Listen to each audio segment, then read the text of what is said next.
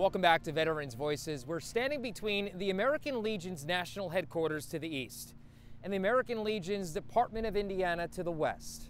And behind me is the memorial of Corporal James B. Gresham from Evansville.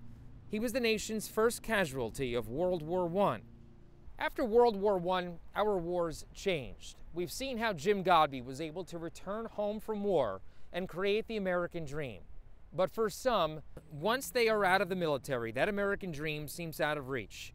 Here are two examples of lives damaged and lives repaired thanks to the work of the HVAF, Hoosier Veterans Assistance Foundation, an Indiana organization that has been a lifeline for veterans for 25 years.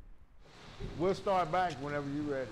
I think I was about 13 was when I went and to have my first beer. Little did I know at the time that it was going to cause me to be a full-blown alcoholic. I went to the military and I signed up in 1970, early 1975 on delayed entry, and then I went in June of 1975. I felt like I would get some stability in my life. In the military, you could buy liquor at the age of 18. That was one of the biggest reasons.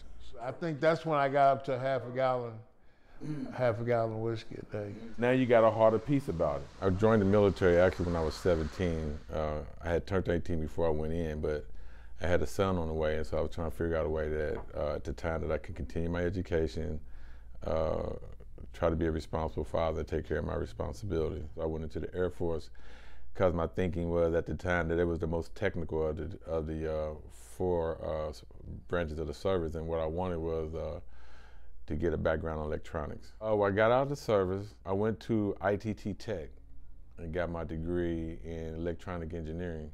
I was very successful in that I was motivated, and I enjoyed some success early on. Now, added with that, there was a sense of, I say we go beyond pride, say arrogance. You know what I mean? You're in your 20s, you're young, everything's in front of you, the whole world is yours. Started hanging out, partying, drinking, using, and that's when I fell into dependency of cocaine addiction. It's that vicious cycle. But all along, it wasn't just the drugs and alcoholism. My whole behavior was changing. So when things got bad at General Motors, I had some options. I said, Fred, if you keep on going the way you're going, you're gonna die. If I had kept making that money, I wasn't gonna stop getting high. I walked away from that job to save my life. I was homeless for 5 years. I woke up one morning and I said, Fred, no, I said, Lord, I can't live like this no more. Once the drugs and alcohol was gone, I got to work on the individual. For the first time, being a veteran, I went to the VA and they told me about an organization called HVAF that housed veterans while they was going through treatment. I have to remember that out of 10 people, maybe one will just get it at that particular time. And I looked at Fred, I said, well, Fred, you know, I didn't get it the first time or the second time. I said, matter of fact, I don't know what kind I was when I got it. Which moves thoughts from negative to positive. But the seed's planted, because that's how I got it. A seed was planted. So when I was ready to do what I needed to do, I remembered that. And we have planted so many seeds here at HVAF. So now I work as a social worker for HVAF, the same organization that helped me change my life. So from that perspective, it's not just a job for me. I have a responsibility to help those who are coming around. It's simple, but it's not easy.